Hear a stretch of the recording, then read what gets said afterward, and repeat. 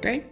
Ya se dieron su relajada, ya movieron las piernas, se levantaron. Traten de hacer movimiento. Mucho tiempo, pues, sentados no es bueno. ¿Ok? Beban un poco de agua. Y bien, entonces ya hicimos esta prueba, donde enviábamos información no totalmente válida para poder verificar que, en este caso, pues nuestra Web API se comporta como nosotros esperamos, realizando las validaciones. ¿Y ahora qué viene? Ahora viene una parte un poco complicada. Prepárense, esta es la última parte de este video, al menos en esta primer set de pruebas, donde en este caso vamos a ver un concepto más. ¿Ok? Trato de explicarlo antes de escribir el código para que pues no se me duerman después. Ya en el video anterior o en alguno de los videos anteriores cuando hemos trabajado con la arquitectura, hemos entrado en este concepto de ARC, Atomically Reference Counting, un contador de referencias atómicas. ¿Qué quiere decir este concepto? Este ARC es un concepto que utiliza RAS para garantizar el trabajo multihilo, ¿ok? Ojo, multihilo de forma segura. ¿Por qué? Normalmente en otros lenguajes siempre tenemos el problema de los data races. El data races es prácticamente cuando tenemos muchos hilos que están tratando de acceder a la información que está compartida y pues sucede que uno escribe un valor y el otro, en ese momento que uno estaba ya escribiendo, pues el otro estaba leyendo y pues existe ahí un conflicto de información que prácticamente el primero que llega pues es el que accede a la información y el otro simplemente ya tiene información incorrecta. Si es que es pues información que nosotros nos esperamos que sea leído en forma secuencial. ¿Ok? Imaginemos que ustedes tienen un lugar o un aplicativo donde se necesita hacer compras, por ejemplo.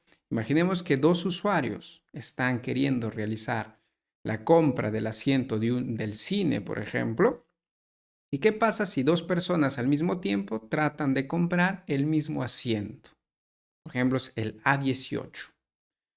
Si no se controla de forma correcta, ¿qué es lo que va a suceder? Vas a tener que dos personas diferentes logran comprar el mismo asiento, cosa que no debería suceder, ¿cierto? Porque al momento que ellos llegan ahí al cine, no es que uno se va a sentar encima del otro, ¿cierto? No podría suceder eso.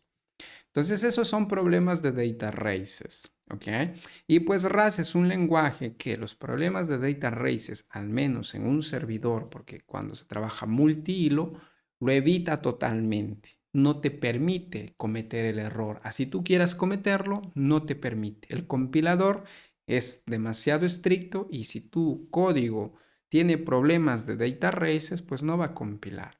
Ya veremos en un curso que se llama Concurrenza senza paura, que es un video que hemos hecho ya en el canal en italiano, pero es para trabajar la concurrencia, pero sin tener miedo, que es lo que pues es un enfoque que tiene RAS.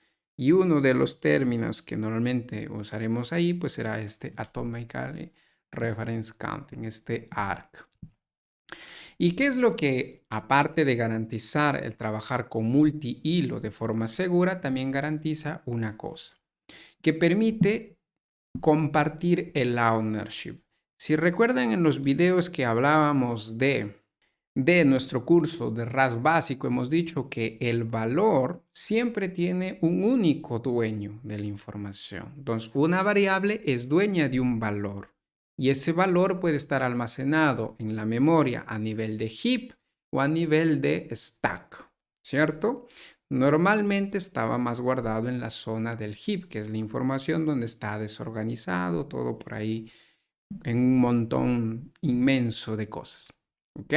Pero hemos dicho siempre que una variable siempre era la única dueña de un valor. No podía existir que dos variables podían ser dueñas de un mismo valor. No existe este concepto dentro de RAS.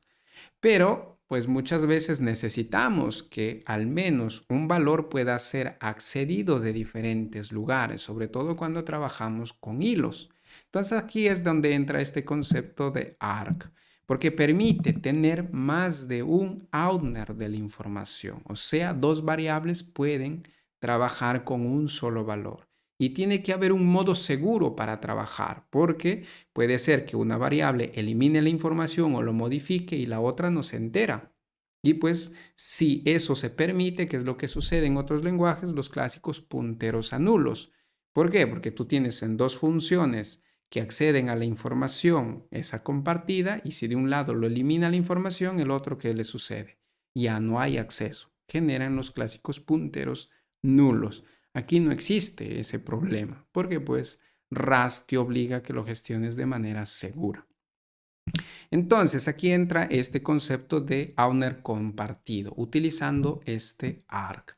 Indica que la información se almacena en un solo lugar en el heap de la memoria y tienes dos variables que acceden a través de los punteros hacia esa información, ¿ok? Y lo gestiona de manera segura, de tal modo que si dos variables acceden a esa información, para ambas la información siempre es válido. No puede existir que solamente existe la información para uno o uno lo elimina y el otro no se entera. ¿Ok? Aquí no puede suceder ese tipo de cosas. Y claro está, pues, una de las ventajas que garantiza es esto, la concurrencia. ¿Ok? La concurrencia de forma segura. Esto es lo que él permite. Que ahora vamos a ver cómo trabaja. Entonces, ¿cómo trabaja nuestro amigo ARC? ARC al final es una estructura que engloba o se puede decir encapsula un tipo de dato en específico, donde internamente que gestiona un contador atómico. ¿Qué quiere decir este término de atómico?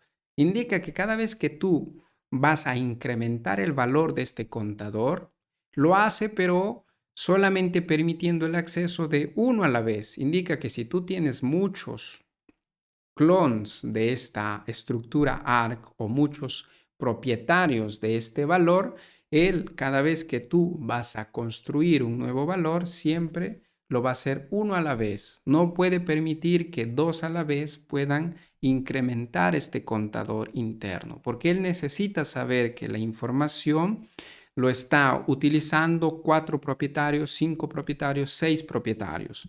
¿Por qué? Porque sería este tipo de gráfico. Cuando existen más de un propietario, por ejemplo, en este caso tenemos S1, S2 y S3, que son propietarios de qué información, de este texto y de soft. ¿Ok? Ellos son propietarios. ¿Por qué? Porque utiliza este concepto de ARC.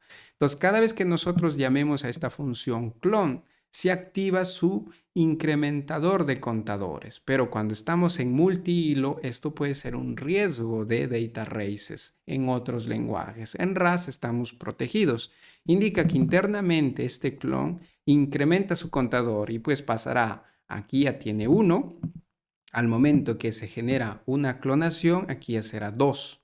Pero esta clonación lo único que hace es, aparte de incrementar el contador, te da prácticamente un puntero hacia la información. De tal modo que tú lo único que tienes es un puntero de dónde está almacenada la información en la memoria de tu dispositivo, que es el heap de la memoria. Y si luego tienes una tercera clonación, pues aquí incrementa el valor a 3 y del mismo modo él tiene acceso a través de un puntero a la información que está almacenada en un solo lugar. Entonces, el gráfico sería esto de cómo funcionaría. En un solo lugar se almacena la información y 3 variables diferentes acceden a esa información a través de punteros que internamente gestiona esta estructura ARC.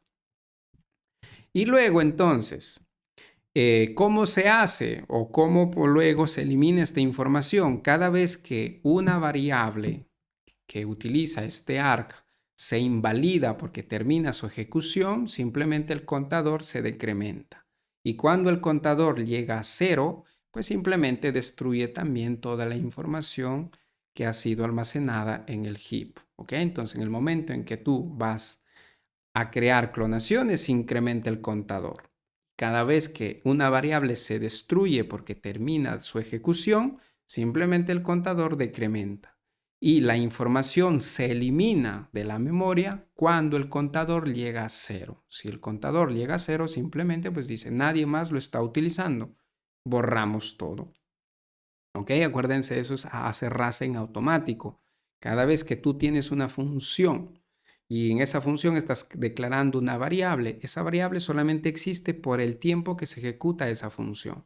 Termina de ejecutarse esa función, RAS elimina toda la información de la memoria. ¿Ok?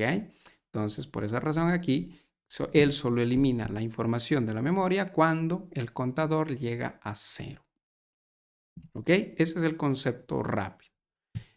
Entonces, cada vez que llamemos a este método de clonación, aquí, ojo, recuérdense, no se está duplicando la información, o sea que no se guarda en dos lugares diferentes, sino que se guarda, siempre se mantiene el mismo lugar donde ya guardó la primera variable y el resto solamente accede a esa información a través de un puntero, nada más, ¿ok? Entonces, cada vez que llamemos a este clon, lo único que estamos accediendo es, se puede decir, ARC nos ofrece un puntero y de ese modo pues accedemos a la información. Siempre pues él internamente incrementa su contador. Y cada vez que llega a 0 su contador interno pues simplemente elimina la información de la memoria. Para que de ese modo también pues esa información se destruya y no quede ahí ocupando recursos. ¿Ok? Entonces es un mecanismo muy importante que ahora vamos a ver cómo trabaja y dónde lo vamos a utilizar. ¿Ok? ¿Por qué? Porque ahora ha llegado el momento de hacer nuestro caso de prueba, pero cuando ya le enviamos información real a nuestra Web API. Y pues ahora será necesario incluso verificar que la información que él en teoría dijo que guardó, pues realmente es persistente en la base de datos. Entonces, en este test que vamos a desarrollar ahora, vamos a verificar no solo la respuesta HTTP, sino también la información que sea persistente en la base de datos. ¿Ok? Esto va a ser el flujo que vamos a ver en este momento. Así que vamos al código. Entonces, el último caso de test que habíamos visto fue este. Entonces, lo vamos a hacer un poco más corto por aquí. Y ya tenemos esto de aquí, como no se usa, lo borramos para que no esté dando fastidio y ya está. Entonces, aquí vamos a construir un nuevo test, ¿cierto? Tokio test. Y aquí vamos a agregar una nueva función y lo vamos a llamar que acepta y guarda un usuario válido. Okay, aquí ya me estoy guiando pues de lo que hemos preparado. Así que si me ven mirar al costado es porque el monitor da por el otro lado. Entonces, aquí tenemos que hacer esta prueba, ¿cierto? Que el objetivo es enviar ya información que no sea rechazada por las validaciones y luego, pues, que esa información se guarde y a nosotros nos tocará validar la persistencia de esa información. ¿Cómo hacemos eso? Pues aquí un poco ya nos podemos copiar hasta cierto punto, porque aquí entraremos en un problema. Pero ahorita lo vamos a ver. Entonces, copiamos esta primera parte. Lo movemos por aquí. ¿Ok? Entonces, aquí lo único que estamos haciendo es inicializar todo, ¿cierto? Para poder trabajar.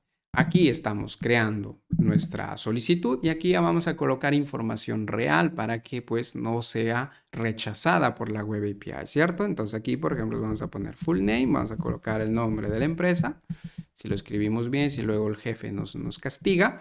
En mail vamos a poner por aquí info arroba, vamos a poner main arroba idesoft.co. ¿Ok? Username vamos a colocar idesoft. Website vamos a poner idesoft.co, pero aquí me parece que necesita HTTP, entonces será así, ¿no? HTTPS idesoft.co. La edad vamos a decirle que tenemos, bueno, no estamos dentro de la edad, vamos a ponerle 18 para que no nos rechace la solicitud y aquí vamos a ponerle la contraseña, top secret de esta, ¿ok? No se la copien, sino se malogra todo. Entonces vamos a poner aquí idesoft systems y por aquí un carácter de este. Y la contraseña de confirmación, pues colocamos aquí. Ojo con la contraseña, no la vayan a utilizar. Si no, luego mi jefe se molesta conmigo. Entonces, ya tenemos ahí, ¿no? Ya tenemos nuestra información que debería ser válida. ¿Cómo sabemos que es válida? Pues una opción sería ejecutar nuestro aplicativo y hacer pruebas con esto, ¿no?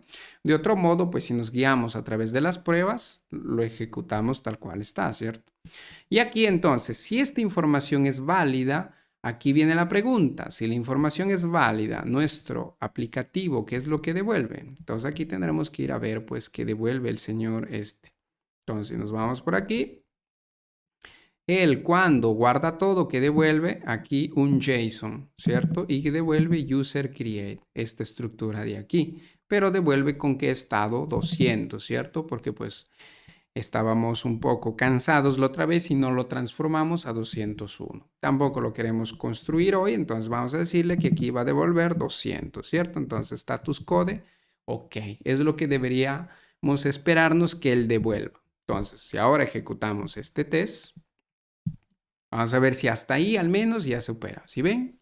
Hasta ahí hemos superado nuestro test. Indica que él, en teoría, ya está almacenando esta información. ¿Por qué digo en teoría? Porque hasta ahora no lo estamos verificando, ¿cierto? Por eso es en teoría, él hace eso.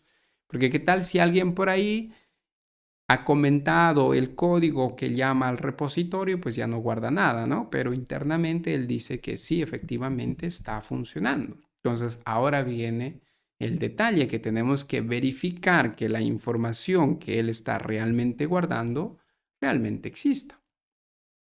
Entonces, hasta ahí no hemos hecho nada raro, ¿ok? Solamente le estamos enviando la información correcta para que las validaciones no rechacen la información que enviamos y estamos verificando que el código de estado que él debería devolver en este caso es 200, ¿cierto? Porque acuérdense, el código de estado OK es 200. Si aquí logro abrirlo, si ven es 200. ¿Ok?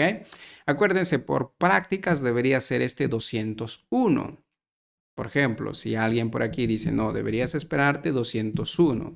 Si yo cambio así, pues ahora la prueba va a fallar, ¿cierto? Porque él devuelve 200 y yo me espero 201. Entonces aquí, pues un buen ingeniero que hace, cambia, ¿no? La implementación y lo arregla. Pero como nosotros no somos buenos ingenieros, ¿qué lo vamos a hacer? Vamos a dejar en 200, ¿cierto? Para que no se haga largo el video. Entonces, de ese modo ya lo superamos. Que también es válido, acuérdense, el estado 200 también es válido, pero es mucho más recomendable en una creación devolver un 201. ¿Ok? Entonces, ustedes háganlo con 201. Yo, como ya estoy un poco cansado, lo voy a dejar en 200. Luego vemos si es que hacemos el refactor. Ok, entonces aquí ya tenemos pues con 200. ¿Qué más tenemos que verificar? ¿Con eso ya está? No, ¿cierto? Porque no sabemos si es que efectivamente la información es persistente. ¿Cómo sé que ese usuario ha sido registrado en la base de datos? ¿Cómo sé que ha registrado bien su sitio web? ¿Cómo sé que su nombre de usuario lo ha registrado correctamente? No es que ha hecho alguna transformación o por ahí el programador se olvidó de enviar el nombre de usuario a la base de datos o el correo o la contraseña se olvidó de codificarla. ¿Cómo sé yo eso? Tengo que verificar en esta prueba. Entonces, ¿cómo vamos a hacer eso? Primero, seguramente tendremos que extraer la información de la respuesta. Entonces, vamos a ver por aquí, vamos a decirle, mira, el de la respuesta te devuelve que estructura un created, ¿cierto? Si nos vamos por aquí a create user, a nuestro handler, el que devuelve este user create, ¿cierto? Que devuelve el ID. Entonces, tendríamos que devolver o leer que efectivamente este ID pues esté valorizado, ¿cierto? Debe ser que devuelve 200, pero no devuelve el ID, ¿cierto? Entonces aquí vamos a decir que devuelva esto. ¿Y cómo hacemos esto? De la respuesta tenemos aquí a nuestra función IntoValue. ¿Se acuerdan que acabamos de hacer hace unos minutos por ahí? ¿No? En nuestro IntoValue que estamos extendiendo la funcionalidad del HTTP Response con nuestra función IntoValue. ¿Por qué vamos a hacer esto? Porque aquí vamos a necesitar deserializar. ¿Qué vamos a deserializar aquí? La respuesta de este user create, porque esto es lo que va a devolver, ¿cierto? Entonces aquí le vamos a decir, mira, tú vas a deserializar a este tipo de dato de aquí. Claramente, pues este user create debería implementar deserialize, ¿ok? Esta macro para poder convertirlo a JSON, ¿cierto? No lo tenía, ¿por qué? Porque solamente lo estábamos convirtiendo a nivel de serialización. Y en este caso necesitamos pues hacer el proceso inverso. Y esto de aquí entonces devuelve un await y ya tenemos. ¿Ok? Como ven, ya estamos reutilizando una de las funciones que hace rato hemos construido para hacernos más fácil la vida. Si no, aquí otra vez tendríamos que hacer estas dos líneas de código que se vuelven un poco fastidiosas, ¿cierto? Entonces ya tenemos ahí, perfecto. Entonces aquí, ¿qué tenemos que verificar? Nosotros pues tendríamos que verificar que el ID de este user create, por ejemplo, es este de aquí, sea igual, por ejemplo, si es el primer usuario que él está registrando, ¿qué ID debería ser este? El ID 1 probablemente, ¿cierto? Si no, ¿cómo sé? Entonces yo aquí vamos a ejecutar el test y vamos a ver si esto es cierto, ¿no? De repente ahora falla, como ven, entonces es correcto. ¿Por qué el ID 1? Y alguien me dirá, sí, pero ¿por qué el ID 1? Porque en teoría, si aquí estamos ejecutando toda la configuración inicial y este test no le afecta a ningún otro, indica que el estado inicial de la base de datos es totalmente vacía y luego aplica las migraciones, crea por primera vez la tabla, indica que la tabla está totalmente vacía, no tiene información. Entonces, si yo aquí estoy haciendo el ingreso o el registro de un usuario, del primer usuario, el identificativo, ¿cuál será? El 1, ¿cierto? Porque ese es el primero que va a generar el motor de base de datos para ti. Aquí, claro está, porque tenemos un ID autoincremental, pero si fuera un UID, ¿ok? Que normalmente se utiliza incluso en bases de datos no relacionales, pues aquí también tendríamos que verificar ese código que se genere. ¿Ok? Pero ahí es un poquito más difícil. Aquí, por suerte, tenemos un identificativo numérico. Y bien, entonces, hasta ahora ya hemos verificado que devuelve efectivamente un OK. Acuérdense aquí, deberíamos verificar que sea created. ¿Ok? Luego vamos a hacer eso, no se preocupen. Y luego aquí estamos verificando que en la respuesta del objeto del cuerpo tiene el campo ID. Y ese campo ID es el valor 1, ¿cierto? Porque es el primer usuario que yo estoy registrando. Aquí hubiésemos podido hacerlo del mismo modo como hacíamos aquí, con expected body también. Es válido también. Ahí tienen los dos ejemplos de cómo trabajar, ¿ok? Entonces, aquí lo que estamos haciendo es deserializando la estructura que en teoría va a devolver nuestro servicio web y pues con eso estamos accediendo a los valores, ¿ok? En cambio, en esto de aquí, pues estamos construyendo de forma manual un JSON que en teoría pues nos esperamos que devuelva, ¿ok? Son válidas las dos opciones. Ok, y hasta aquí llegamos a la parte fácil. Ahora se complica un poco más el asunto, pero no se asusten, tiene solución. Es la primera vez, siempre es difícil, ¿ok? Entonces, ¿qué es lo que nos falta aquí? Nos falta verificar, ¿qué cosa? La persistencia de la información, porque que él devuelva 1 aquí no indica que sea correcto, ¿cierto? O no indica que nos confiemos totalmente de ese valor, porque ¿qué tal es un valor estático que alguien por aquí colocó, ¿no? De repente alguien, tu desarrollador senior, súper experimentado, aquí hizo esto, ¿no? Return, OK, de JSON. Y aquí te colocó created, user created, y aquí te colocó ID 1. Así, de este modo. ¿Qué tal si tu senior más experto, tu ingeniero más experto, y tú lanzas tu test, dices, vamos a ver si ha hecho bien todo? Bueno, en este caso falló, ¿no? Porque nos estamos esperando aquí un 422. Pero si mira aquí, ¿quién falló? Falló otro test, ¿cierto? Pero algún ingeniero expertísimo podría hacer esto de aquí, ¿no? Si tuviera solo un test, porque mira aquí, el test que acabamos de hacer, ese sí lo supera. Pero como aquí pues hay otros tests que nos están diciendo, mira, para este otro tipo de caso pues debería fallar, ¿no? Entonces si alguien coloca aquí, si tú tienes solo un test, pues simplemente ya te vendieron gato por liebre, ¿no? Que normalmente se utiliza esta frase en los pueblos latinoamericanos, ¿ok? Entonces por esa razón no nos podemos confiar de esa respuesta, porque alguien puede colocar el valor fijo, estático ahí.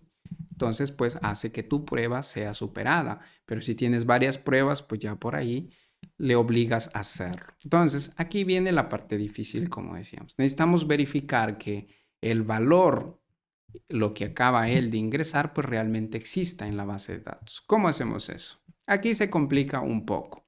¿Por qué? Porque la conexión a la base de datos está dentro de esta función, si ven aquí. ¿Ok?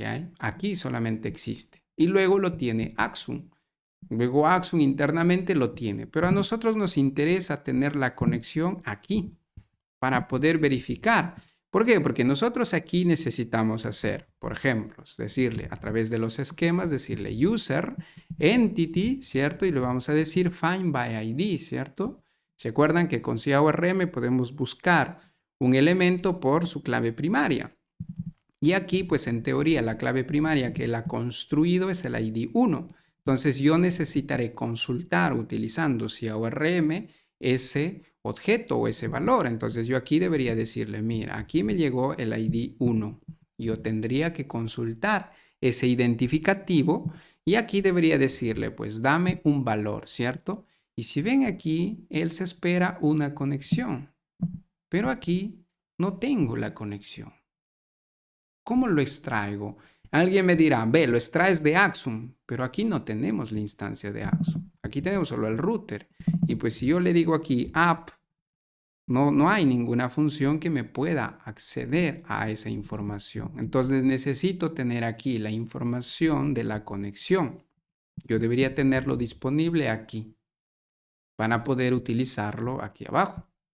¿Okay? Porque de otro modo, ¿cómo utilizo? ¿Cómo hago prácticamente la consulta a la base de datos si no tengo una conexión? Alguien por ahí me puede decir, muy simple, ¿no? Haces esto, copias esta línea de aquí, ¿no? Alguien me puede decir, y le colocas aquí abajo. Ya está, ya tenemos una conexión, ¿no? Y ya tenemos esta, le pasas aquí. Y no es correcto del todo. ¿Por qué? Porque aquí estás aperturando otra conexión a la base de datos.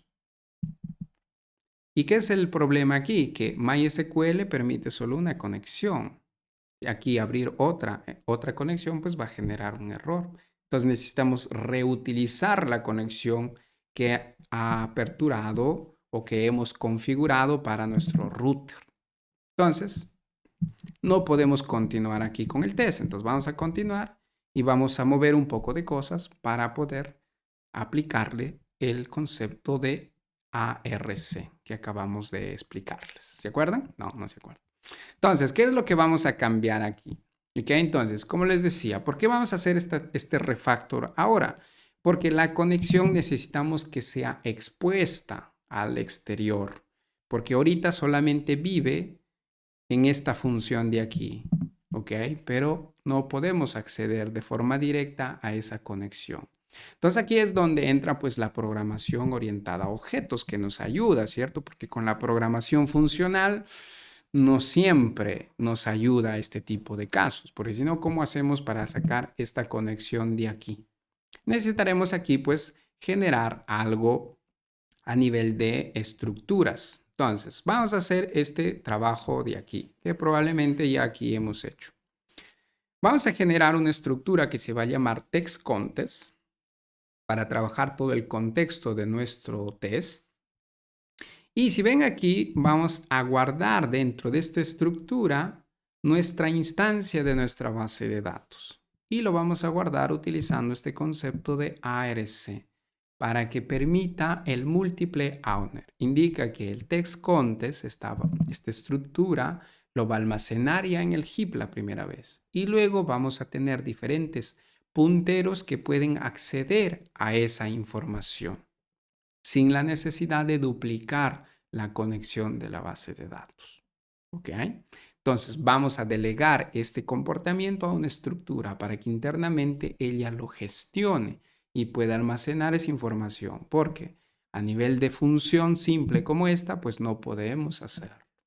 ¿Ok? Aquí es donde pues la programación orientada a objetos ayuda, cosa pues que con la programación funcional se vuelve un poco más tedioso hacerlo. ¿Ok? Entonces vamos a construir aquí nuestra estructura y lo vamos a hacer siempre aquí. ¿Ok? Vamos a hacer aquí nuestra estructura que la vamos a llamar aquí, ¿cómo se llamaba? Ya me olvidé. Se llama test context. Entonces aquí vamos a llamarla PUC. Una estructura, test, el contexto del test. ¿Ok? Donde internamente que vamos a almacenar una conexión. Si queremos lo llamamos DB o si queremos lo llamamos conexión, lo que ustedes gusten. ¿Ok? Lo importante aquí es el tipo, que debe ser de tipo ARC, o sea que va a permitir el múltiple owner. ¿Ok? múltiple owner de la información. Indica que yo aquí le voy a pasar pues un database connection. ¿Ok? De este modo. Y ahora aquí, ¿qué más voy a hacer? Pues seguramente tendré que agregarle métodos a este test context, ¿cierto? Donde a este de aquí le vamos a agregar un simulador de constructor para poder construir este contexto, donde aquí le vamos a decir, tú vas a devolver una instancia de ti misma y a esta instancia pues le tendremos que pasar una conexión, ¿cierto? Donde a esta conexión le vamos a decir, mira, vamos a construir un nuevo arc. Y aquí es donde construimos. Indica que aquí vamos a salvar la primera vez la información. ¿Ok? Y aquí es donde pues él lo va a almacenar en la zona del heap de la memoria. Si esto no les queda claro, vayan al curso de RAS básico, ahí donde hablamos del ownership. Ahí explicamos esto de cómo almacena RAS la memoria. No solo RAS, en realidad todas las aplicaciones trabajan del mismo modo. Entonces, aquí, ¿qué vamos a hacer? Vamos a generar pues una conexión. Y esto de aquí ya lo hacemos aquí, ¿cierto? Entonces esto lo copiamos por aquí para ya no reescribirlo. Me canso también escribiendo, ¿no? Y aquí, pues esto le colocamos aquí. Y ya está. Entonces aquí generamos la conexión. Esa conexión le damos a este AR para que lo almacene. ¿Ok? Lo almacene en el heap. Y luego, simplemente toda esa información pues va a perdurar o va a vivir el mismo tiempo que vaya a vivir esta estructura test context. Basta, es lo único que estamos haciendo aquí. Y bien, ahora necesitaremos pues algunos métodos, ¿cierto? Entonces aquí le vamos a decir, mira, vamos a tener un método aquí que se va a llamar setup schema. Ok, lo mismo que teníamos aquí, pero esta vez lo vamos a hacer a nivel de método. Entonces todo esto de aquí lo vamos a mover la parte de arriba.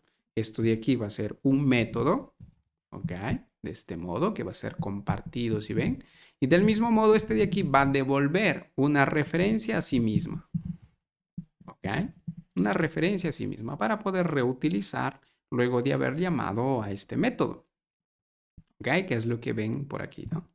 ¿Y qué es lo que vamos a hacer aquí? Pues como ven, casi lo mismo que ya hemos hecho, ¿no? Donde aquí generamos toda la comunicación con la base de datos para generar nuestra migración y luego simplemente pues devolvemos self, ¿ok? Donde aquí la conexión, ¿dónde está almacenada la conexión? Está dentro de la misma estructura, ¿cierto? Dentro de self de V, ¿correcto? De este modo.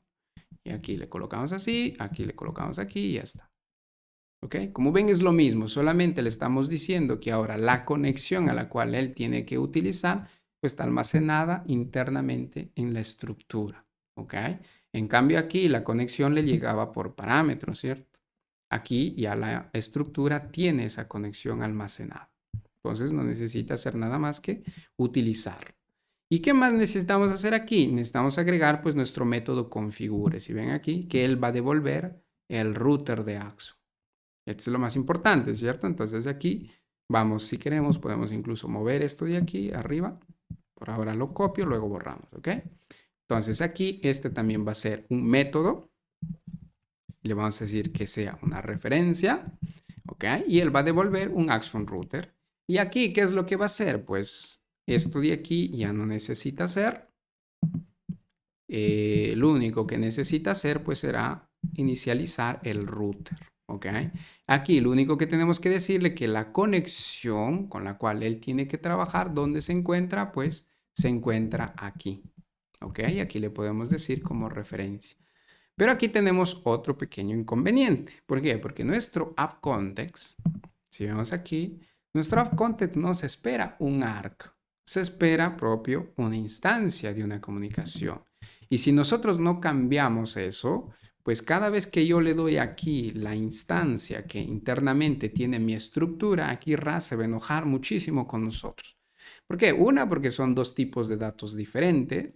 Y otra, porque si fuera el mismo tipo de dato, por ejemplo, si le cambiamos aquí momentáneamente para que él no se enoje y esté contento, ¿ok? Entonces, si nosotros le pasamos la misma estructura aquí, si ven, él dice que no lo permite este comportamiento. ¿Por qué? Porque este método configure es un método compartido de la estructura. Pero ya la información, al momento que le enviamos a AppContext, AppContext se adueña de esa información, porque AppContext nos está esperando la información compartida con alguien más. Él lo quiere todo para él.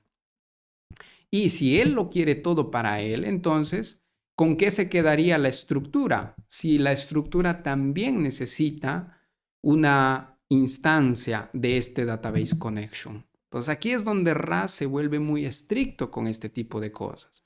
Porque si este app context, él lo quiere todo para él, la instancia, ¿con qué instancia se queda la estructura? Indica que ambos necesitan ser dueños, ¿cierto? Aquí es donde está el concepto de ARC. Pero en la actualidad nuestro app context no soporta ARC. Por esa razón es que aquí RAS pues no te permite este comportamiento. Porque él te dice, mira, ve, tú estás tratando de hacer un movimiento, estás tratando de transferirle el ownership de esta conexión que internamente vive dentro de la estructura, le estás dando a este app context. Y entonces, ¿con qué te quedas tú? ¿Cierto? La estructura dejaría de funcionar. Y aquí una opción sería, por ejemplo, desactivar aquí la referencia y de ese modo entonces él ya no se enoja. Pero pues con esto seguimos con el mismo problema. ¿Por qué? Porque esta instancia de esta conexión ya no lo podemos utilizar en ningún lado. Porque se lo captura el router de Axiom con este app context y ya no nos permite utilizarlo de otro lado. Entonces, aquí que el app configure sea compartido es correcto. Tiene que estar ahí. Pero pues nuestro amigo AppContext, él quiere todo para él la conexión, nos las quiere robar esa conexión y nosotros necesitamos que también la estructura lo mantenga esa conexión. Entonces, ¿qué tocará hacer? Tenemos que cambiar aquí el tipo de dato. Le tenemos que decir, mira, tú tienes que trabajar con un ARC de esto. Entonces, de tal modo que yo a él le puedo dar una copia de la información, pero acuérdense, no es una copia, sino es solamente una estructura que internamente tiene un puntero hacia la misma información, ¿cierto? Que es esto de aquí. Entonces, cada vez que yo hago un clon, que ahorita vamos a ver cómo clonamos, voy a estar dándole simplemente un puntero hacia la misma información para que él no sufra y no se quede sin información, ¿cierto? Entonces, aquí le tenemos que dar así. Y ahora viene la pregunta. Ya le puse a él ARC. Entonces aquí también tendré que darle pues una clonación. ¿Y cómo clonamos con ARC? Hemos dicho con ARC doble dos puntos, clone de este modo. Y aquí simplemente pues le digo clóname el ARC que deberíamos haber definido en la parte de arriba. O sea que este vuelve a estar como ARC de este modo. ¿Ok? Así. Y ahí ya él ya no se molesta, si ven. ¿Ok? ¿Por qué? Porque aquí le estamos diciendo, la estructura va a guardar un ARC, o sea, va a tener una estructura que se llama ARC, pero internamente tiene un puntero hacia la información, ¿cierto? Donde cada vez que le envío a este app context, él también va a necesitar un ARC, entonces yo clono solamente, se puede decir el wrapper, el encapsulado externo, e internamente, aquí, al momento que le paso a la conexión, él nuevamente lleva una estructura, pero que internamente tiene un puntero hacia la información donde ya anteriormente había sido almacenada. Entonces, de ese modo ya tenemos dos variables que acceden al mismo valor compartido de forma segura.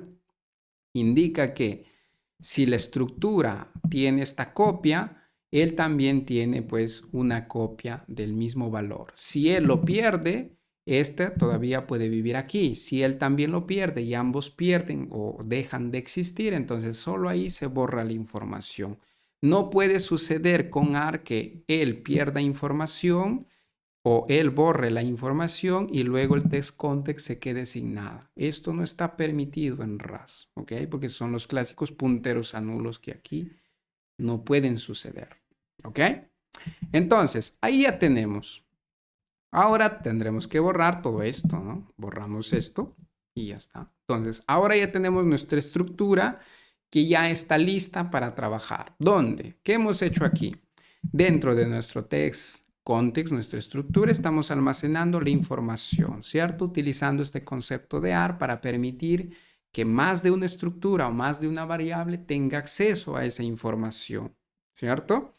Al momento de generar una instancia de esta estructura, generamos aquí la comunicación con la base de datos y esa conexión la almacenamos internamente utilizando ARC. ¿Ok? Acuérdense, esto solamente genera un puntero hacia la información y él pues aquí te guarda una clase que tiene un puntero o una estructura que tiene un puntero. También tenemos aquí este método setup database esquema porque necesitamos generar las migraciones, ¿cierto? Generar nuestras tablas. Y lo último, tenemos aquí nuestro método configure que nos permite obtener un router, porque al router es el cual le tenemos que enviar las solicitudes HTTP. Pero él también se espera una conexión, entonces como ven son dos estructuras o son dos trabajadores independientes que necesitan una copia de la información de la conexión. Entonces aquí lo único que le estamos dando es una estructura que internamente tiene un puntero. ¿Hacia dónde? Hacia la información real de la información. ¿Ok? Entonces de ese modo ya tenemos ahí. Pero ahora pues se nos ha roto todo. Si nosotros aquí tratamos de compilar, probablemente pues todo se ha roto, como ven. ¿Por qué? Porque nuestros handlers, ¿qué es lo que se esperaban? Si vemos aquí, el handler se espera un app context, pero ahora este app context tiene un ARC. Y aquí pues anteriormente no era un ARC, ¿cierto? Incluso por ejemplo aquí que habíamos tenido un ARC new. Y aquí entonces si queremos enviarle pues simplemente tendremos que enviarle una clonación. Porque ahora, ¿qué es lo que tiene aquí? Pues es un ARC, ¿cierto? Entonces la conexión ahora es un ARC. Lo único que tengo que enviarle es una clonación. ¿Por qué? Porque este user query, si ven aquí también, se esperaba un ARC, ¿cierto? Entonces lo único que tengo que usar es el método clone para clonar y generar una estructura que internamente tiene un puntero. Entonces tengo que ir modificando esa parte. Vamos a ver si por aquí hay alguien más que lo necesita. Por ejemplo, aquí él también necesita un ARC, ¿cierto? Entonces lo único que tengo que hacer es decirle ARC clone de este modo y pasarle la referencia, ¿ok? Acuérdense, cada vez que necesito clonar, le tengo que pasar la referencia del ARC principal o de alguno de los ARC que ya pueda tener en ese momento, ¿ok? Vamos a ver si alguien más por aquí se molesta para arreglarlo todo. Ok, como ven, estos son los trabajos de refactor que normalmente tenemos que hacer. Por ejemplo, aquí llega un ARC, vamos a ver el aquí, pero se espera solamente una referencia. Entonces, ¿cómo accedo yo a la referencia de un ARC? Con el método asRef. Ok, con el método asRef accedo a la referencia, o sea, al valor trámite el puntero. Ok, y ahora vamos a ver por aquí, ejecutamos nuevamente. Por aquí hay otro que sigue esperándose algo más. Vamos a ver qué él se espera. Él aquí se espera. Esto de aquí es, vamos a ver por aquí, el entity indica entonces que se espera una referencia. Entonces, este es un ARC, le damos asRef. ¿Ok? Entonces, a todos los que se esperen una referencia, le pasamos un asRef. Por ejemplo, aquí, esta paginación también se espera una conexión, que se espera una referencia. Entonces, le decimos asRef. ¿Ok? De todos los ARC le tendremos que pasar pues una referencia. Del mismo modo por aquí. ¿Ok? Aquí trabajo muy pesado para ustedes, ¿cierto? Aquí. Y lo último pues será aquí el delete user, ¿ok? Que será, me imagino, el último donde tenemos que hacer este refactor. Muy bien, entonces aquí lo colocamos as ref. ¿Ok? Vamos a ver si ahora compila todo. Si todo compila, ya podemos seguir con nuestro test. Ahora falta solamente aquí nuestro amigo main, ¿cierto? ¿Por qué? Porque nuestro amigo main, él inicializa la base de datos, pero aquí él nos devuelve un database instance. Pero ahora nuestra conexión aquí que se espera un ARC, ¿cierto? ¿Cómo construimos un ARC? Muy simple, ¿cierto? Le decimos ARC new y aquí dentro pues le pasamos la información que él necesita almacenar. Entonces, hasta ahí, vamos a ver si alguien más se molesta. Y ya está. Entonces, nuestro aplicativo principal ya está listo. Ahora vamos a ver los tests. Probablemente en los tests también tenemos que modificar, ¿cierto? Pero esto ya es porque ahora tenemos que utilizar nuestra estructura en vez de las funciones simples que hemos tenido. ¿Ok? Entonces, Antes de pasar a eso, hagamos este breve repaso para que no se me pierda. Entonces, ¿qué hemos hecho aquí? Dentro de nuestro módulo de configuración de pruebas, si logro abrirlo aquí, se alocó, ya no quiere abrirse, aquí está.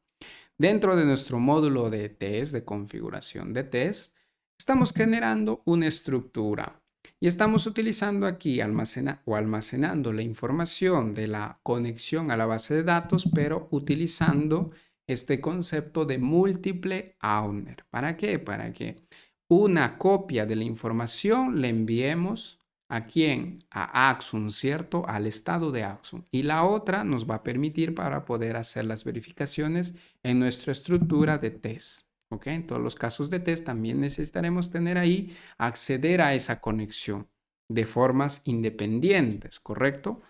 Entonces, por esa razón es que almacenamos todo esto dentro de un ARC, con el objetivo de que podamos tener el múltiple owner de la información. Porque acuérdense, con RAS solamente está permitido tener un único owner de la información. ¿Ok? Solo uno. Y el único mecanismo que permite tener múltiple owner, incluso que sea seguro a través de hilos o aplicando la concurrencia, es el amigo ARC, el único, ¿ok? Luego también pues pueden por ahí buscar que está RC, pero este de aquí no es seguro para trabajar con multihilo, ¿ok? Con multithread no es consentido su uso, ¿ok? Ya si ustedes intenten forzarlo, no permite el compilador. ¿Ok? Entonces, por eso, cuando se trabaja con multihilo, sobre todo cuando se trabaja con servicios web, que todo ya está sobre de Tokio, que permite múltiple hilo, pues es necesario utilizar ARC. Ya tendremos un curso dedicado de cómo funciona Tokio, el runtime, toda la programación asíncrona dentro de RAS para explicar más conceptos acerca de esto. Entonces, aquí lo único que estamos haciendo es almacenar la conexión en un solo lugar y luego de diferentes lugares pues podemos acceder a través de los punteros, ¿ok? Y luego lo único que hemos hecho es mover las funciones que ya teníamos anteriormente pues a un método, ¿ok? Y la última que hemos hecho es esto de aquí, donde aquí le hemos colocado pues estamos creando un grapper, ¿cierto? Para que pueda tener un puntero para acceder a la información dentro de la zona del heap, ¿ok? Y bien, eso hemos hecho ahí. ¿Qué más hemos hecho? También a nivel del main, si nos vamos por aquí, a nivel del main hemos modificado, ¿cierto? Porque ahora nuestro app context se espera un ARC database connection y ya no un simple database connection, ¿cierto? Entonces aquí lo único que hacemos es pasarle arc new y basta. Y luego claramente pues hemos tenido que modificar todos nuestros handlers donde se utilizaba esa conexión, ¿cierto? Porque ahora el tipo de dato no es un database connection, sino un ARC database connection. Entonces cambia el tipo de dato y claramente pues tenemos que modificar todos los lugares donde hemos utilizado esa conexión. Entonces aquí lo único que hemos hecho es enviarle una copia, ¿cierto? Acuérdense, solo copia a nivel exterior porque internamente es un puntero que accede a la misma información. Acuérdense, cada vez que vean arg doble dos puntos clone, lo único que se está generando es una estructura pequeñísima que no le afecta nada a nivel de rendimiento o consumo de memoria con un puntero hacia la información. ¿Ok? Por eso ARC es muy óptimo dentro de RAS. Y así hemos hecho pues para cada uno de los diferentes handlers que ya existían. Entonces, cada vez que necesitas una referencia, solo necesitas utilizar as-ref para acceder a la referencia a través de un ARC. En cambio, si necesitas clonar el ARC, lo único que tienes que hacer es ARC clone y le pasas como parámetro una referencia a algún ARC que ya puede existir. Por ejemplo, yo podría tener aquí una referencia 1, que es un ARC, y yo a esta referencia 1 podría generarle una clonación de este modo, pasándole la referencia 1 de este modo. Es válido. ¿Por qué? Porque internamente siempre está con un puntero apuntando a un solo lugar con la información. Entonces tú puedes clonar cualquier ARC que tú tengas, ¿ok? Incluso aquí podríamos tener una referencia 3 y este de aquí podemos clonarlo al 2, ¿ok? Aquí no es necesario que siempre clones el principal, no. Puedes clonar cualquier ARC que ha sido ya producto de otra clonación, ¿ok? Entonces, de ese modo indica que aquí nuestro contador, aquí tendrá 1, aquí tendrá 2, ¿cierto? Y aquí tendrá, su contador interno tendrá 3. Aquí abajo pues tendrá otra clonación y aquí estará pues generando una cuarta. ¿Ok? Entonces son 4 punteros que están apuntando al mismo lugar donde ya se ha almacenado la información. No se duplica, ojo con eso, acuérdense, no se duplica la información del heap, solamente se hace a nivel de stack, donde pues se consume poquísimo de memoria, ligerísimo todo esto de aquí. Y se destruye toda la información cuando todos ellos se eliminan o terminan de ejecutarse. ¿Ok? Entonces aquí, trabajar con ARC es muy óptimo y es una buena práctica hacerlo. ¿Ok? Entonces, con eso hemos hecho todo este refactor. ¿Por qué no lo hemos hecho desde un inicio? Porque si no, ¿cómo ven el problema que puede existir el no utilizar ARC? ¿Ok? El objetivo aquí es que ustedes entiendan cuál es el problema, más que yo les diga cómo deben hacerlo. Ustedes deben darse cuenta del problema para que ustedes sepan evaluar las soluciones que pueden aplicar. ¿Ok? Por eso es paso a paso las cosas. Y bien, ya tenemos nuestro amigo test context. Ahora, ¿qué hago ya? Me moviste todo el código. Ahora, ¿qué hacemos con esta estructura? La tenemos que utilizar, ¿cierto? Primero tendremos que arreglar el resto de test que acabamos de malograr. Si nos vamos aquí, teníamos nuestro users y ahora tenemos aquí crear, ¿cierto? Aquí tenemos que arreglar. ¿Por qué? Porque antes teníamos aquí una función configure que ahora ya no hay. Entonces, ¿cómo utilizo yo esto? ¿Ok? Entonces, ¿cómo utilizo yo esta nueva estructura? Pues será lo mismo, ¿no es cierto? Aquí tendremos app, que será una instancia de quién? De nuestra estructura testContext, ¿cierto? Y aquí le diremos, dame un new, y aquí le decimos await, ¿cierto? Porque me parece, ¿era asíncrono o no era asíncrono? Sí, era asíncrono, ¿no? ¿Por qué es asíncrono? Porque aquí pues es asíncrono, ¿cierto? Si no, no podemos inicializar. Y ya tenemos aquí pues nuestro contexto más que app.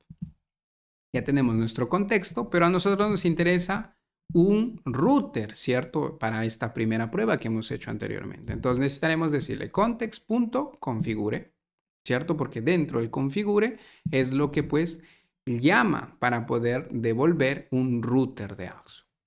Entonces vamos a ver aquí. Entonces este de aquí pues tiene que ser asíncrono, ¿cierto? En realidad, por ejemplo, es aquí, este método configure no necesita ser asíncrono. Puede ser directamente así. Entonces vamos a quitarle la wait. ¿Ok? Porque agreguemos solamente asíncrono cuando realmente es asíncrono. Si no, ¿para qué sirve? Y aquí ya tenemos nuestro app router. Basta, pues hasta ahí. Todo está bien. Bien, entonces aquí vamos a hacer lo mismo. Indica que copiamos esto, ¿cierto? Ya hemos hecho. Y aquí pues lo generamos aquí. Y ya está. Y el resto no lo tocamos y ya quedó, ¿no? Y me parece que falta por aquí uno más. Este de aquí. Ok, ya está. Ya tenemos ahí. Entonces ahora ejecutamos nuestros tests. Vamos a ver si ahora funcionan todos. Ven, por ejemplo, es ahí, está fallando uno, ¿cierto? Ahorita vamos a ver qué está fallando en este de aquí. Pero este de aquí es el que ya estamos construyendo, ¿cierto? Entonces, aquí volvemos a nuestro test final, ¿cierto? Cuando teníamos que registrar toda la información.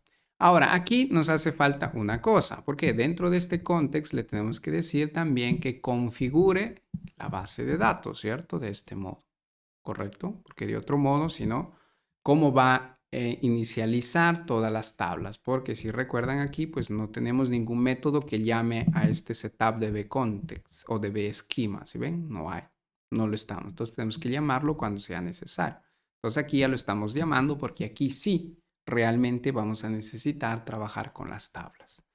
Ok, Entonces, hasta ahí estamos. Vamos a ejecutar de nuevo para que vean cuál es el estado inicial. Como ven, todas las pruebas están superadas. ¿Por qué fallaba hace rato? Porque, pues, este valor de aquí o este caso de prueba que hacía registraba información en la tabla.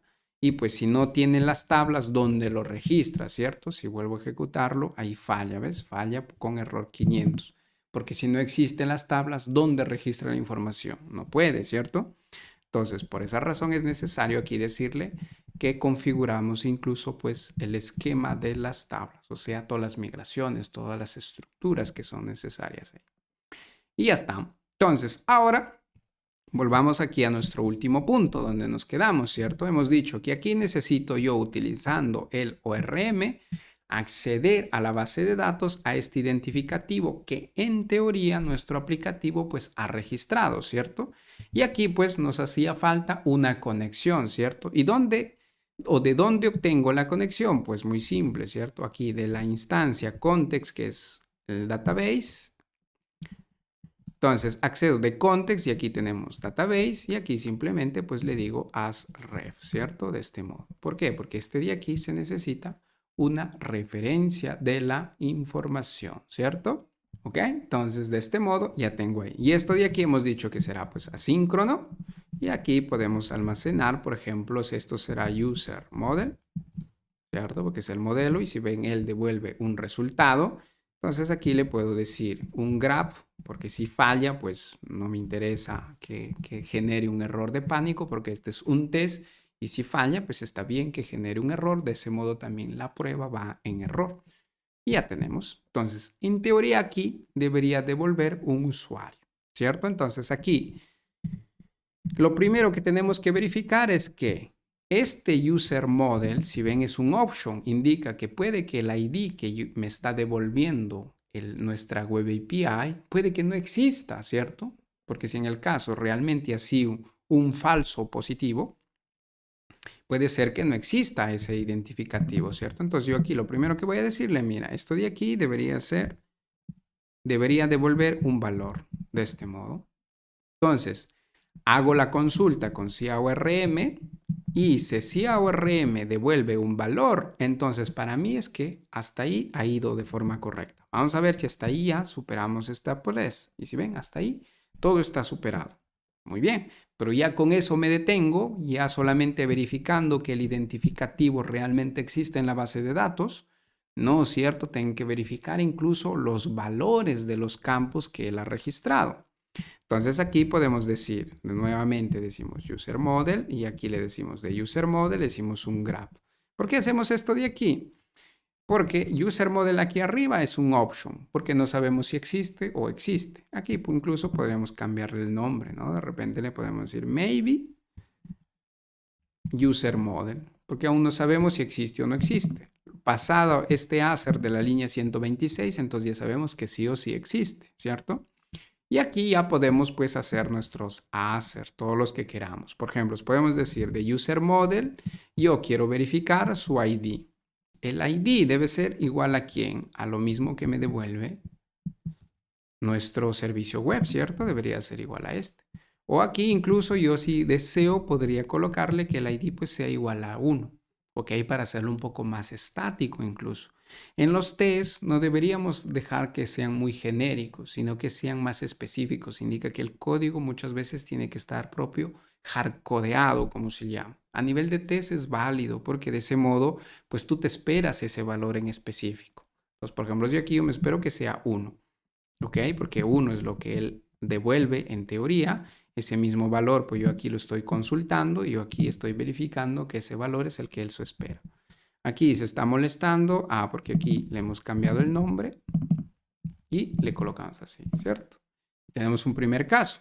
Luego podremos agregar el resto de campos. Por ejemplo, pues yo quiero que el username sea igual al que yo he enviado, ¿cierto? No es que por ahí no se lo guarda o se lo guarda a medias o hace transformaciones. Por ejemplo, es aquí, si el servicio web hiciera transformaciones al valor que le mande el usuario, agregándole algún carácter o algún texto más, pues aquí podría verificarlo. De ese modo sé que ha funcionado esa lógica. ¿Qué otra cosa? Aquí puedo agregar pues otro campo, ¿cierto? Por ejemplo, puedo decir que el Creator ID, si ven, el Creator ID es un campo que no le enviamos, ¿cierto? ¿Por qué? Porque el Creator ID, si logramos abrir nuestro Create User Command Handler, el Creator ID se le agrega aquí a nivel de user de sesión, ¿cierto? Que internamente pues él luego lo tiene que guardar, ¿correcto? Entonces, por ejemplo, es esto. Es válido también hacerle pruebas, porque yo cómo sé que él realmente le ha agregado el ID de quién estaba guardando este usuario. Entonces, por ejemplo, aquí yo puedo decirle 1, ¿ok?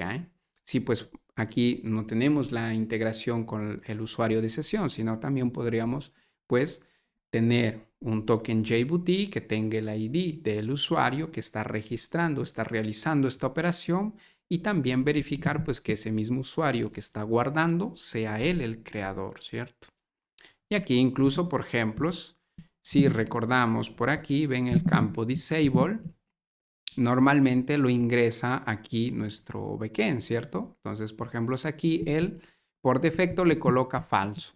Entonces, si esto es una regla de negocio que al momento de registrar el usuario siempre se registra con disable a falso, indica que siempre está deshabilitado, pues es algo que también tenemos que verificar a nivel de test de integración. Entonces, yo aquí podría decir, mira, ve aquí, disable, después del registro debería ser falso. Ok, porque de repente es una regla de negocio que el usuario apenas se registra, lo registra con falso porque luego existe otro proceso para activarlo luego de que, por ejemplo, le envías un correo electrónico y verifica su correo electrónico. Solo ahí le das como activo. De otro modo, apenas se registra, le das como disable. Entonces también es una regla de negocio que puedes pues verificar. Aquí se molesta porque siempre disable es un i8 y pues este es un booleano, ¿cierto? Entonces aquí simplemente le decimos into y ya está. Y él lo convierte. Si es que quiera convertirlo aquí, pero claro, él aquí no sabe, entonces le vamos a decir pues que debería ser 0 directamente. ¿Ok? De este modo. Y ya está.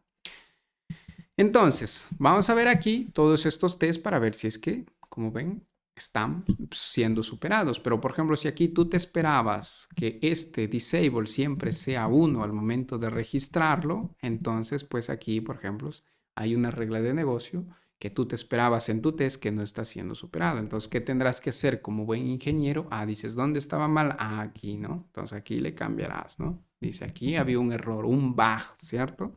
Entonces ahora ejecutas y dices, ok, ahora está bien, ¿no? Son reglas de negocio. Todas tus reglas de negocio deberías poder probarlo a nivel de pruebas de integración, ¿ok?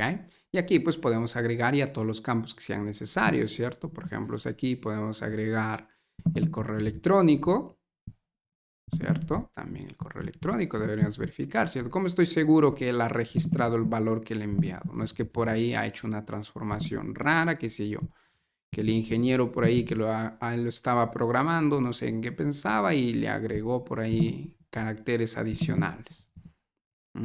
Tenemos que verificar, ¿cierto? Aquí le da también del mismo modo, tendremos que verificar aquí, él es 19. Entonces, pues tengo que verificar todos estos, ¿cierto? Aquí vamos a ver por qué se molesta. Porque me parece que en la base de datos, pues esos campos no lo tenemos, ¿cierto?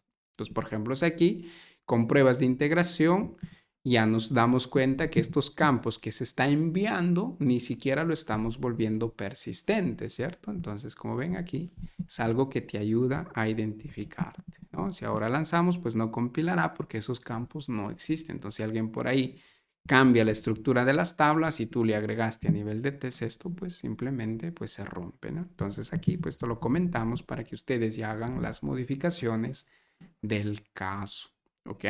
Entonces, como ven, este es el modo de trabajar. Hasta ahora tenemos 3 simples tests, ¿ok? Pero aquí ya depende pues la complejidad también de sus casos de uso o de todo el aplicativo que ustedes tengan. El objetivo es que con las pruebas de integración ustedes puedan realizar todas las pruebas necesarias, sobre todo de esas reglas de negocio complicadas que pueden existir. Y ahí hay 2 opciones para trabajar. O lo haces directamente a nivel de capa de servicio utilizando pruebas unitarias. Si es que pues está bien delegada las responsabilidades, lo puedes hacer. De otro modo, estás forzado a hacerlo siempre a nivel de pruebas de integración, pero como ves, con pruebas de integración se vuelve un poco más complicado el asunto. ¿Ok? Normalmente las reglas de negocio deberían realizarse a nivel de pruebas unitarias, pero deberían estar bien aisladas del resto. Y a nivel de pruebas de integración, al máximo solamente ver que el flujo realmente respete ciertos casos. ¿Ok? Porque pues tienes toda ya la lógica de negocio bien hecha a nivel de pruebas unitarias.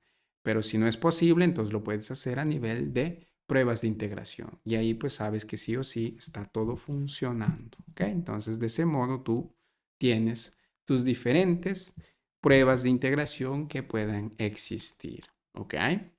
Entonces hagamos este último repaso y con esto pues nos despedimos de este video y luego en el siguiente vamos a hacer los diferentes tests para el actualizar, para el eliminar, para todos los casos de todo el CRUD que hemos hecho, para que ustedes vean cómo hacer pues estas pruebas de integración y puedan al menos aplicarlo a sus casos reales, que es la parte más complicada, porque aquí este es un caso simple.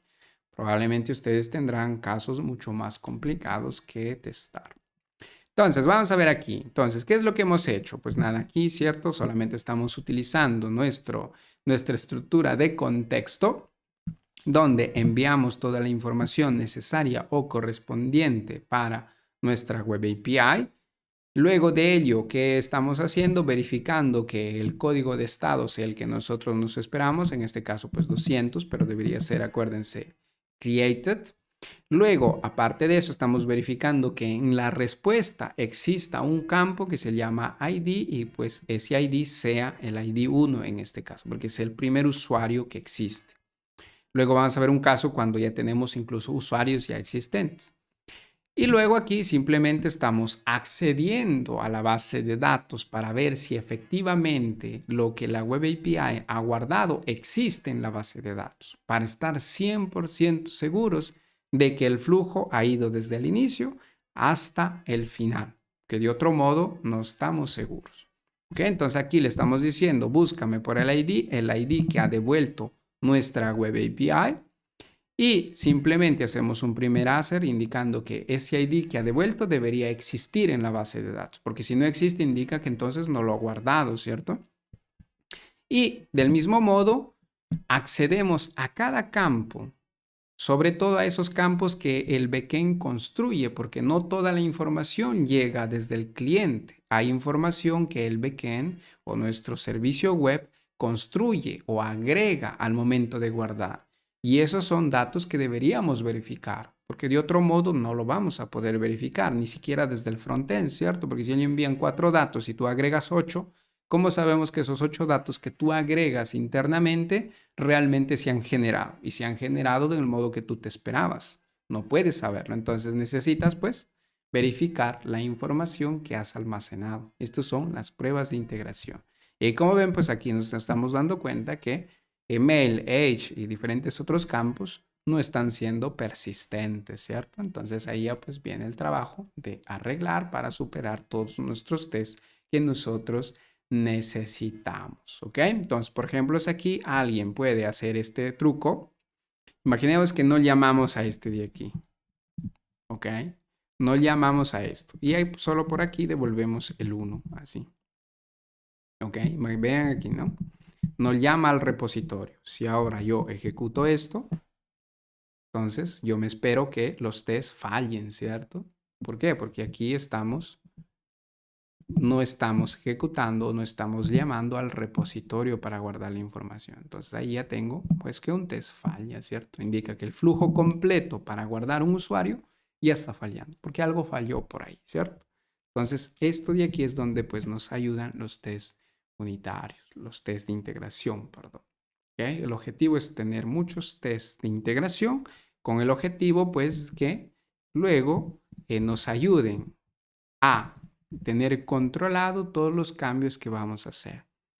Lo correcto siempre es tener, pues, aplicar este enfoque que se llama TDD para poder trabajar primero los tests y luego el desarrollo, de tal modo, pues, que luego, conforme vas agregando nuevas funcionalidades, también no rompes nada de lo que ya existe. Incluso si haces un refactor, mueves, cambias la arquitectura, pues tú sabes que tus servicios web siguen funcionando tal cual tú te lo habías esperado tiempo atrás. Este es el objetivo principal de estos test unitarios. Si tú tienes ya los test de integración listos o trabajas solo con test de integración, no te hace falta ni siquiera estos collections, ¿cierto? Nada de esto, porque todo lo trabajas con test de integración. Basta, no te sirven estos de aquí. Entonces tienes ciertamente pues test de integración. Si no tienes test de integración, tendrás que hacer los test manualmente, ¿cierto? Donde tú solo vas y ahí pruebas cada cosa. Y pues, ¿qué sucede? Que tú puedes tener diferentes casos para hacer las pruebas y como no se registra en ningún lado, pues con el tiempo puede ser que alguno por ahí, al momento que se hace algún cambio, pues suceda algún error. Entonces siempre existe ese riesgo. Con test de integración, pues te ayuda a garantizar que te evites ciertos problemas. Si luego en un futuro pues hay un nuevo requerimiento, el flujo normal cuando tienes pruebas de integración pues es primero modificar tu test de integración y de ahí empezar los cambios correspondientes. ¿Okay? Normalmente ese es el flujo. Pero pues ya depende cuán maduros son los procesos de las empresas que desarrollan software. ¿Okay? Entonces, de ese modo es como hemos llegado al fin de esta primera parte de cómo hacer test.